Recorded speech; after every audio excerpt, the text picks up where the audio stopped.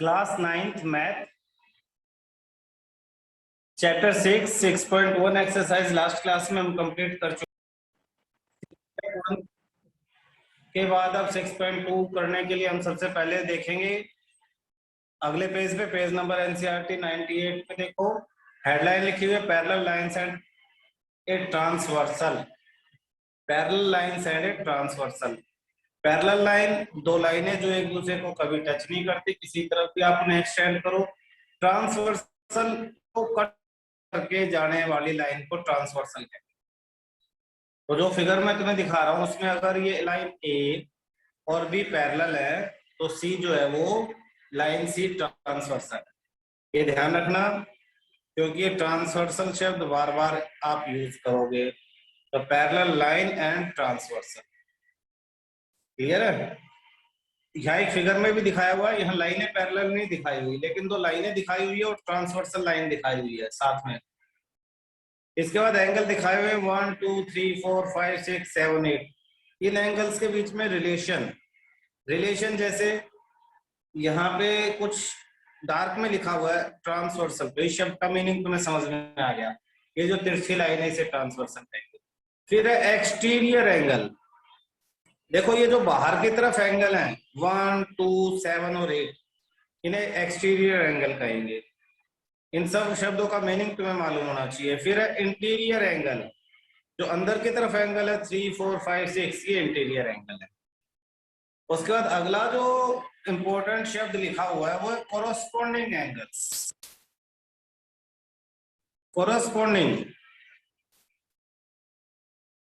Corresponding angle इस figure में कौन सा है, कौन से एंगल्स को हम कोरस्पॉन्डिंग एंगल कहेंगे, देखना बेटा। जैसे 1 है एक्सटीरियर, तो ऊपर ये 4 एंगल्स का एक ग्रुप है 1 2 3 4। ऐसे ही नीचे भी 4 एंगल का है 5 6 7 8।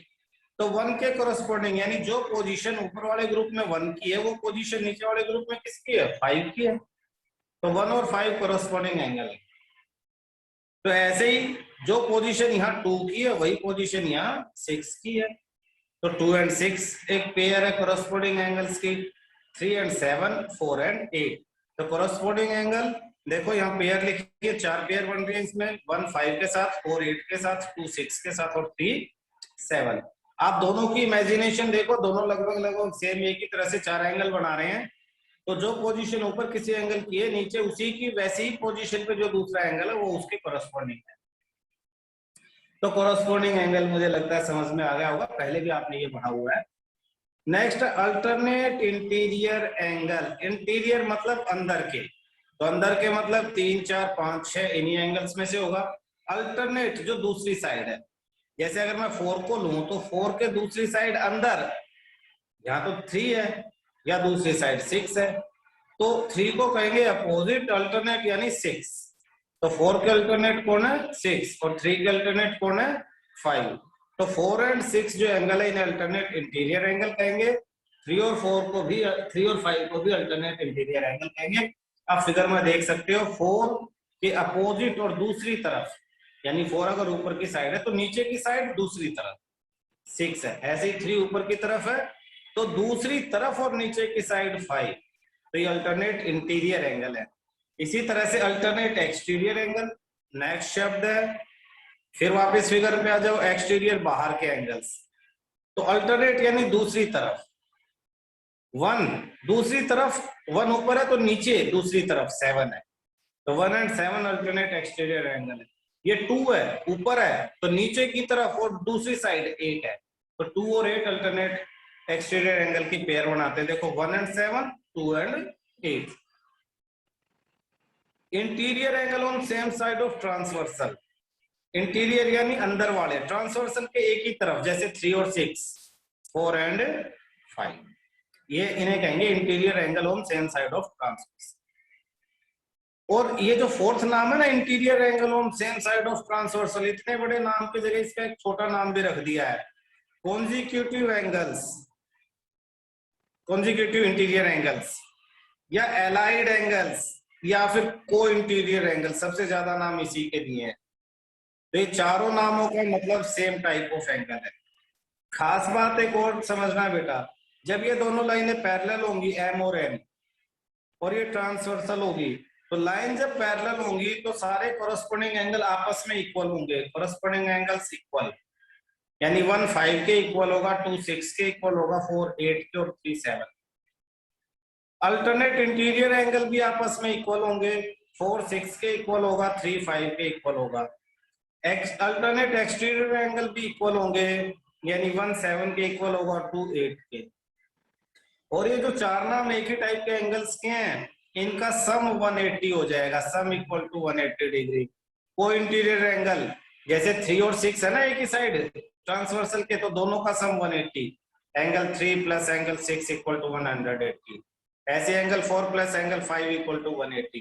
तो को इंटीरियर एंगल का सम क्या होगा? 180। कब? जब लाइन पैरेलल है। लाइन पैरेलल है तो अल्टरनेट एक्सटीरियर एंगल आपस में इक्वल होंगे, इंटीरियर एंगल आपस में इक्वल होंगे, कोरस्पोंडिंग एंगल आपस में इक्वल होंगे। ये जो रूल मैं बता रहा हूं, इन्हीं रूल्स के ऊपर पूरी आगे की एक्सरसाइज, आगे की ज्योमेट्री आपकी डिपेंड करती है। क्लियर है? जितने रूल अभी पहले आप लोगों को बताए हैं, ये सारे रूल आपको लिख के रिवाइज करने हैं। स्पेशल टेस्ट एक इन रूल्स का ही लूंगा मैं तुम लोगों का। क्या एक बार दोबारा रिवाइज करते हैं। कोरोस्पोंडिंग एंगल्स आपस में इक्वल होंगे कब? जब लाइंस पैरेलल हैं। अल्टरनेट इंटीरियर एंगल आपस में इक्वल होंगे जब लाइन पैरेलल है। अल्टरनेट एक्सटीरियर एंगल इक्वल होंगे जब लाइन पैरेलल है। और interior angle on same side of the transversal, जिसे इंटीरियर एंगल्स या को इंटीरियर एंगल कहते हैं, उनका सम कितना होता है? 180 डिग्री। बार बार हम इन्हीं रूल्स को यूज करेंगे। ठीक है, आते हैं अब आगे। पेज नंबर 99 पे देखो, जो अभी हमने डिस्कस किया उसी को एक्सियोम, एक्सियोम मतलब एक तरह की प्रूफ स्टेटमेंट्स हैं।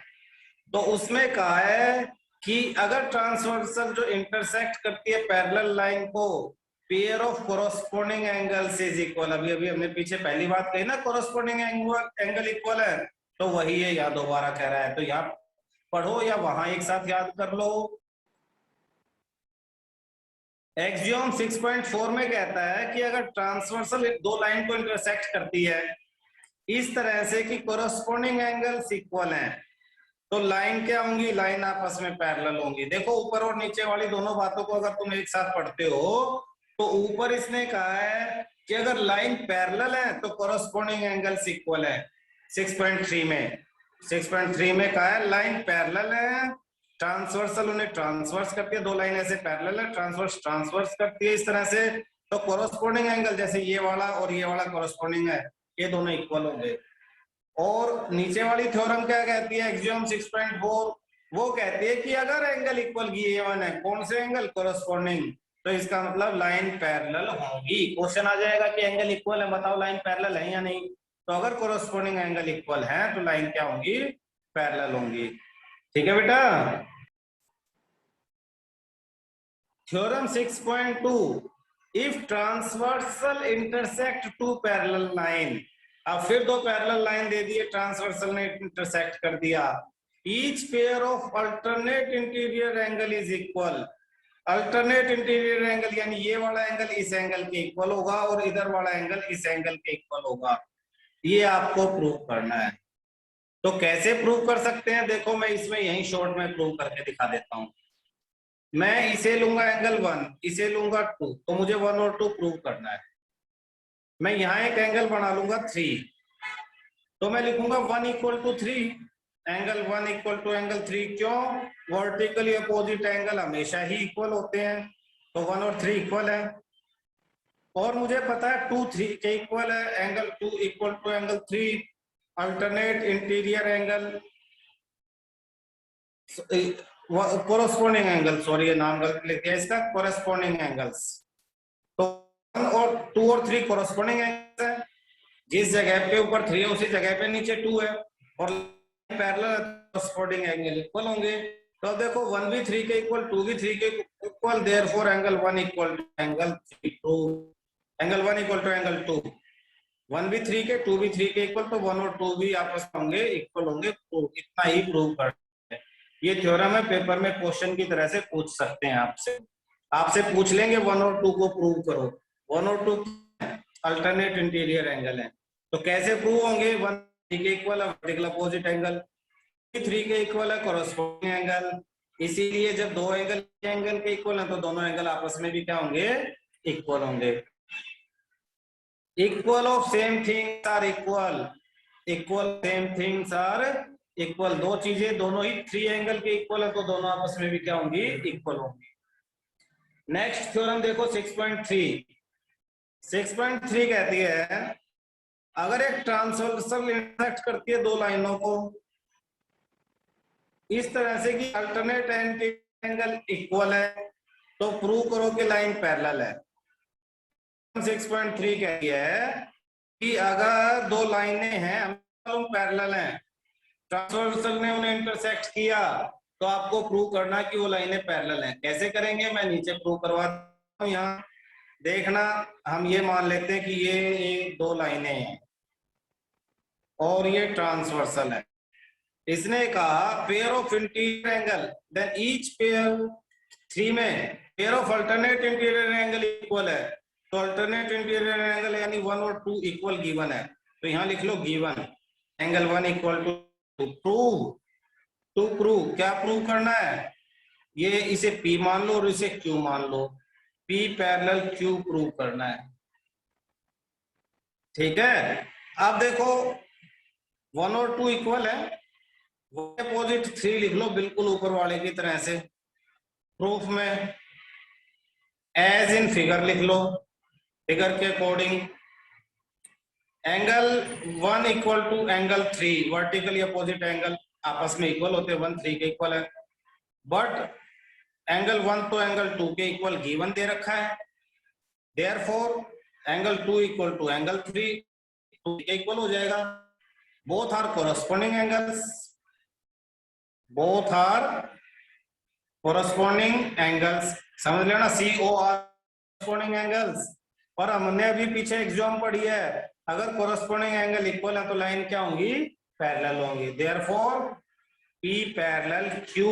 समझने की कोशिश करना, क्वेश्चन इससे थोड़े से अलग आएंगे लेकिन मैं पूरे डिटेल में पढ़ाने की कोशिश कर रहा हूं। जितनी थ्योरम इस थ्योरम की प्रूफ दे नहीं रखी है तुम्हें बुक में, सिर्फ थ्योरम लिखी है मैंने, इसीलिए प्रूव करा दी है। वो कह रहे हैं अल्टरनेट एंगल्स इक्वल हैं तो प्रूव करो लाइन पैरेलल है। अल्टरनेट एंगल इक्वल है तो 1 और 2 इक्वल है, 1 3 के भी इक्वल है क्योंकि वर्टिकल अपोजिट एंगल है, तो इसलिए 1 2 के इक्वल 1 3 के इक्वल, तो दोनों 3 आपस में इक्वल होंगे और क्योंकि कोरस्पोंडिंग एंगल है इसीलिए लाइन क्या होंगी, पैरेलल होंगी। ठीक है बेटा, समझ में? Yes sir. चलिए थ्योरम 6.4 में देखना। थ्योरम 6.4 इसी तरह से कहती है कि अगर ट्रांसवर्सल दो लाइन को इंटरसेक्ट करती है, ट्रांसवर्सल इंटरसेक्ट टू पैरेलल, इस पैरेलल लाइन दे रखी है, तो each pair of interior angle on the same side of transversal is supplementary. तो हमें प्रूव करना है कि सप्लीमेंट्री डिग्री इंटीरियर एंगल, एक ही साइड जो इंटीरियर एंगल है उनका सम 180 है। मैं साइड में पैर बना के समझा देता हूँ, ये ट्रांसवर्सल है तो इस एंगल का और इस एंगल का सम 180 डिग्री होगा। हमने पीछे जो 4th वाला पॉइंट पढ़ा था वो कोइंटीरियर एंगल, इन्हें कोइंटीरियर एंगल कहते हैं शॉर्ट में, तो इन दोनों कोइंटीरियर एंगल का सम क्या है, 180 होगा। सप्लीमेंट्री का मतलब दोनों को प्लस करेंगे तो 180 डिग्री हो जाएगा। इसे भी हम बहुत आराम से प्रूव कर सकते हैं। कैसे, इसे 1 ले लो, इसे 2 ले लो, दोनों लाइनें पैरेलल हैं तो 1 किसके इक्वल होगा, 3 के। Angle 1 equal to angle 3 alternate interior angle. अब देखो 2 + 3 एंगल 2 + 3 इक्वल टू 180 डिग्री, क्यों, लीनियर पेयर, और 3 की जगह 1 लिख दो तो एंगल 2 + 1 इक्वल टू 180। प्रूव, बहुत आसान प्रूफ है इनके, कुछ बच्चों को समझ में आ गया होगा, कुछ को नहीं आया होगा। 1 + 2 180 प्रूव करना है। हमें पता है 1 3 के इक्वल है और 3 + 2 180 होता है क्योंकि लीनियर पेयर एक ही लाइन पे बनने वाले दो एंगल हैं, तो 3 की जगह हम क्या लिख देंगे, 1 लिख देंगे तो प्रूव हो गया angle 2 + angle 1 equal to 180। Sum of cointerior angle is 180, cointerior angle are supplementary to each other. तो यहाँ पे ये प्रूफ है, ये नीचे वाला प्रूफ तो है थ्योरम 6.3 का, और ये जो प्रूफ है ये है थ्योरम 6.4 का। एक थ्योरम और 6.5 दे दी, ये कहता है कि अगर ट्रांसवर्सल इंटरसेक्ट करती है दो लाइंस को, दो लाइन दे दिया है इसका मतलब पैरेलल प्रूव करना है, पैरेलल दिया है तो एंगल्स प्रूव करने हैं। और इंटीरियर एंगल के जो है वो सप्लीमेंट्री यानी इंटीरियर एंगल का सम 180 है, तो आपको प्रूव करना लाइन पैरेलल है, बिल्कुल इसका अपोजिट हो जाएगा। 1 + 2 180 दे रखा है, तो 1 की जगह 3 रख दो क्योंकि अल्टरनेट इंटीरियर एंगल इक्वल है, तो 2 + 3 180 हो जाएगा।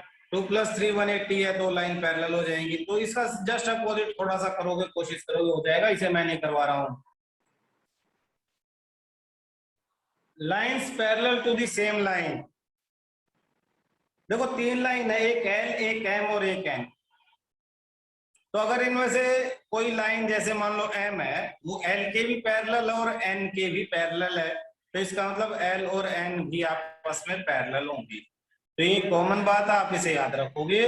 दो पैरेलल लाइन में से एक लाइन किसी के पैरेलल है तो फिर वो लाइन बाकी दूसरी लाइन के भी क्या हो जाएगी, पैरेलल हो जाएगी। थ्योरम 6.6 क्या कहती है?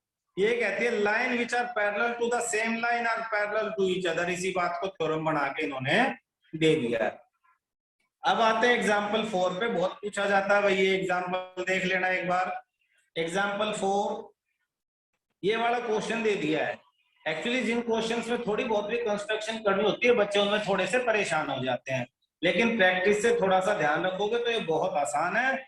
इन्होंने कहा ये एंगल दिया 135, ये 40 दे दिया है, फाइंड एक्स एम वाई, यानी इन्होंने ये पूरा एंगल पूछ लिया है, ये पूरा एंगल। अच्छा, ये दोनों लाइनें पैरेलल दे दी हैं, हम कंस्ट्रक्शन करेंगे, यहां से एक लाइन बना देंगे, यहाँ क्वेश्चन में जैसे ये बना दी लाइन ए बी, तो ए बी को हम पैरेलल बना देंगे पी क्यू के, और क्योंकि पी क्यू आर एस के पैरेलल है तो ए बी आर एस के पैरेलल ऑटोमेटिक हो जाएगी। तो तीनों लाइनें एक दूसरे के पैरेलल हो जाएंगी, ये वाली और ये वाली तीनों पैरेलल है।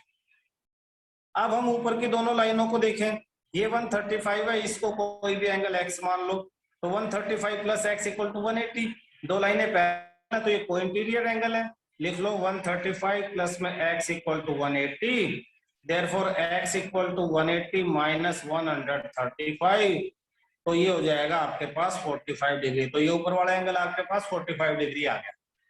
क्लियर, कोई मुश्किल नहीं इसमें। ऐसे ही नीचे देखो, ये 40 है तो y 40 के इक्वल होगा, एंगल y = 40, क्यों? अल्टरनेट इंटीरियर एंगल, अल्टरनेट यानी दूसरी तरफ, और ये ऊपर की तरफ है तो नीचे की तरफ दूसरी साइड, ये 40 हो गया। तो y 40 के इक्वल, अल्टरनेट इंटीरियर एंगल इक्वल होंगे, तो total X M Y, angle X M Y equal to 45 plus ये 45 ये 40, तो 45 + 40 = 85 डिग्री आंसर आ गया। आसान है बेटा, कोई दिक्कत तो नहीं इसमें, देखना। देखो समझा रहे हैं, दोबारा समझते हैं एक बार इसे। नीचे वाले पोर्शन को छिपा दो, हमने ये लाइन खींच ली है ऐसे। अब ये दोनों लाइनें पैरेलल है, ये भी और ये भी, तो 135 और इसको एक्स सेलेक्ट कर लेते हैं, दोनों कोइंटीरियर एंगल है, और कोइंटीरियर एंगल का सम 180 डिग्री है। अभी अभी हमने थ्योरम की है, तो ये 180 डिग्री हो जाएगा, तो एक्स की वैल्यू आ जाएगी 45 डिग्री। इसी तरह से नीचे वाले के लिए ऊपर वाले को छिपा दो। अब सिर्फ दो ट्रांसवर्सल देखो, ये और ये पैरेलल और ये ट्रांसवर्सल, ये 40 पता y निकालना है, तो दोनों में अल्टरनेट इंटीरियर एंगल का रिलेशन है, z बना रहा है उल्टा, तो y किसके इक्वल? अल्टरनेट इंटीरियर एंगल तो इक्वल होते हैं, जब लाइन पैरेलल है तो y 40 के इक्वल है। हमें ये टोटल एंगल निकालना था, इसमें से ऊपर वाले का पता लगा 45, नीचे वाले का पता लगा 40, दोनों को प्लस कर दिया तो हमारे पास 85 एंगल आ गया एक्स वाई एम। ठीक है बेटा? Yes sir. एग्जाम्पल 5 क्या कहता है? If transversal intersect two line, जैसे एडी एक ट्रांसवर्सल है, इसने दो लाइन पी क्यू और आर एस को इंटरसेक्ट कर दिया इस तरह से। If transversal intersect two line such that bisector of pair of corresponding angles are parallel, तो इनके जो corresponding एंगल है, ये वाला एंगल और ये वाला, इन एंगल को बाइसेक्ट करने वाली लाइनें पैरेलल है, यानी ये लाइन इसके पैरेलल दे दी आपको। ये दोनों लाइनें पी क्यू और आर एस पैरेलल नहीं दे रखी हैं, ये बाइसेक्टर पैरेलल है। तो आपको प्रूव करना है कि जो शुरू में दो लाइनें थी जिसको हम पी क्यू और आर एस कह रहे हैं ये भी पैरेलल होंगी। तो हमें दिया है बीई पैरेलल सीजी। तो ये जो ऊपर वाला एंगल है ना, ये वाला सिर्फ इतना ऊपर वाला और ये ऊपर वाला, अगर ये पैरेलल है, ये ट्रांसवर्सल है, तो इसे एंगल 1 मान लो और इसे एंगल 2। हम लिखेंगे बीई, यहां से मैं लिखना शुरू कर रहा हूं, बीई पैरेलल सीजी गिवन है ये आपको। AD is transversal, AD transversal है, therefore angle equal to angle 2, corresponding angle, corresponding angles 1 और 2 इक्वल होंगे। ये बात समझ में आ गई भाई? ये दोनों बीई और ये पैरेलल है, ये ट्रांसवर्सल है, तो ये कोरस्पॉन्डिंग एंगल इक्वल होंगे। और ट्वाइस ऑफ एंगल 1, एंगल 1 को डबल कर दें, वो ट्वाइस ऑफ एंगल 2, एंगल 2 को डबल कर दे तो भी इक्वल है, यानी इक्वल को डबल कर देंगे तो वो भी क्या होंगे? इक्वल होंगे। एंगल 1 का डबल क्या हो जाएगा? B A B Q, angle A B Q equal हो जाएगा किसके? बीसीएस के, बीसीएस। तो ये पूरा एंगल इस पूरे एंगल के इक्वल है। बोथ आर कोरस्पॉन्डिंग एंगल, ये भी कोरस्पॉन्डिंग एंगल है, both are corresponding angles, therefore, और हमने पढ़ा अगर कोरस्पॉन्डिंग एंगल इक्वल है तो लाइंस क्या होंगी? पैरेलल होंगी। Therefore P Q parallel R S, P Q R S के क्या होगी? पैरेलल होगी। पी क्यू आर एस के क्या हो जाएगी? पैरेलल हो जाएगी। तो इतना करना सफिशियंट है समझने के लिए। मार्क्स के लिए रीजन में 1-2 लाइनें और लिख देनी है। बुक में क्या लिखा है वो मैं आपको समझाता हूं। बुक कह रहा है कि फिगर में देखो ट्रांसवर्सल एडी, एडी ट्रांसवर्सल, हमने भी लिख दिया ट्रांसवर्सल। दो लाइनों को पीक्यू और आरएस को इंटरसेक्ट करती है, पहले वो सीन समझा रहा है कि दो लाइनों को इंटरसेक्ट करती है, हमने सीन फिगर के अकॉर्डिंग ही लेके प्रूव कर दिया है। इसी पॉइंट पे बी पे और सी पे ray BE, BE A B Q का बाइसेक्टर है, और C G B C S angle जो है उसका बाइसेक्टर है। आपको गिवन है बीई पैरेलल सी जी, ये गिवन है, गिवन। हमें प्रूव करना है पी क्यू आर एस के पैरेलल है, जो लास्ट में हमने कर दिया, इन्होंने भी कर दिया। हमें पता है A B E, A B Q का half, half of A B Q, क्योंकि बाइसेक्टर है तो इक्वल एंगल में कट करेगा। इसी तरह से B C G B C S का बाइसेक्टर है। ए बी ई और बी सी जी इक्वल है, ए बी ई और बी सी जी इक्वल है, इनके लिए मैंने एंगल 1 और 2 लिखा हुआ है, इक्वल है। क्यों इक्वल है? Corresponding angles axiom, corresponding angles, इसलिए ये दोनों इक्वल है। ये इक्वल है तो इनके डबल भी इक्वल होंगे, यानी half of A B Q और half of B C S, half से half cancel, A B Q B C S equal है, जिसके ये ए बी क्यू और बी सी एस इक्वल है। यहां तक प्रूव हो गया। तो जो इन्होंने यहां तक किया हमने शॉर्ट में कर दिया। इसके बाद बुक ने क्या लिखा है? हमने लिखा दोनों कोरस्पॉन्डिंग एंगल है, इसके लाइन पैरेलल है। तो बुक वालों ने क्या लिखा है? नेक्स्ट पेज पे 103 पे बुक वालों ने लिखा है कि but they are the corresponding angle formed by transversal AD with PQ and RS and are equal. भाई ये कोरस्पॉन्डिंग एंगल है जो ट्रांसवर्सल पीक्यू और आरएस के साथ बना रही है, और ये दोनों इक्वल भी हैं, इसलिए PQ equal RS, converse of corresponding angle है एक्सियोम। तो देखो समझने के लिए शॉर्ट में करो, जो हमने ये करवाया है ना, समझने के लिए इतना इतना ही समझ में आ सकता है तुम्हें। हाँ, फिर जब पेपर में कर रहे हो, एक्सप्लेनेशन कर रहे हो, तो उसे और डिटेल उसकी देते चले जाओ। पूरी डिटेल वाले को याद रखने की, समझने की, रटने की कोशिश करोगे, कंफ्यूज हो जाए। आपको याद क्या रखना है? 1 2 के इक्वल है तो 1 का डबल 2 के डबल के इक्वल हो जाएगा, ये पूरे एंगल इक्वल हो जाएंगे, दोनों कोरस्पॉन्डिंग है तो लाइन क्या हो जाएंगी? पैरेलल हो जाएंगे। तो इसमें सारे रीजन आपके आ जाते हैं। क्लियर है बेटा? एग्जाम्पल 6 कहता है कि ये जो फिगर देख रखा है तुम्हें, इसमें ये एंगल x है, ये y है, ऊपर z है, ये 55 है। इसने कहा A B parallel C D, तो ए बी ढूंढ लो, ये रहा, सी डी ये रहा, दोनों आपस में क्या है? पैरेलल है। फिर कहता है C D parallel E F, ये इसके पैरेलल है, तो आपस में तीनों लाइनें ही पैरेलल होगी हैं। E A perpendicular A B, E A B पे परपेंडिकुलर है तो बाकी पे भी परपेंडिकुलर ही होगी। बाकी जो एंगल दे रखे हैं, एक 55 ये दे रखा है और बाकी एंगल्स आपसे पूछ लिए हैं। तो देखो सबसे पहले तो मैं y प्लस 55 को इंटीरियर एंगल इक्वल टू 180 लिख दूंगा। तो मैंने लिख दिया y प्लस 55 180, तो y की वैल्यू 125 आ जाएगी। क्यों? ये दोनों पैरेलल है और ये ट्रांसवर्सल है, तो ऐसा लिख सकते हो। और को इंटीरियर एंगल, इसने लिखा angles on the same side of interior angle on same side of the transversal. आप सिंपल को इंटीरियर एंगल इसकी जगह लिख सकते हो, शॉर्ट में याद रख सकते हो को इंटीरियर एंगल्स, इंटीरियर एंगल।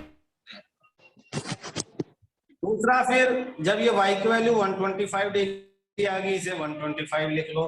तो y और x दोनों ही क्या आपस कॉरस्पॉन्डिंग एंगल्स हैं, तो ये x भी क्या आ जाएगा 125 आ गया। यहां तक कंप्लीट हो गया। अब हमें z निकालना है किसी तरह से। क्या निकालना है? z। अब देखना बेटा, अगर ये लाइन इधर परपेंडिकुलर है तो ये इधर भी परपेंडिकुलर ही है, इधर भी क्या है परपेंडिकुलर, ये 90। तो z प्लस 55 इक्वल टू 90। ऐसा क्यों है? परपेंडिकुलर दो पैरेलल लाइन, एक तरफ परपेंडिकुलर होगा, दूसरी तरफ भी परपेंडिकुलर होगा। तो आप ये फॉर्मूला लगाओ, या आप ये फॉर्मूला लगा सकते हो कि ये वाला एंगल और ये वाला एंगल दोनों ही कोइंटीरियर हैं, इसलिए दोनों का सम 180 हो जाएगा। तो इधर 90 है, ये 90 प्लस z प्लस 55, इन दोनों इस एंगल के दोनों मिलकर बनते हैं ना, तो इक्वल टू 180। तो 90 प्लस z प्लस 55 180, इन दोनों को उधर ले जाके माइनस कर दो, z की वैल्यू आ जाएगी 35 डिग्री। z की वैल्यू क्या आ जाएगी 35 डिग्री। आसान है।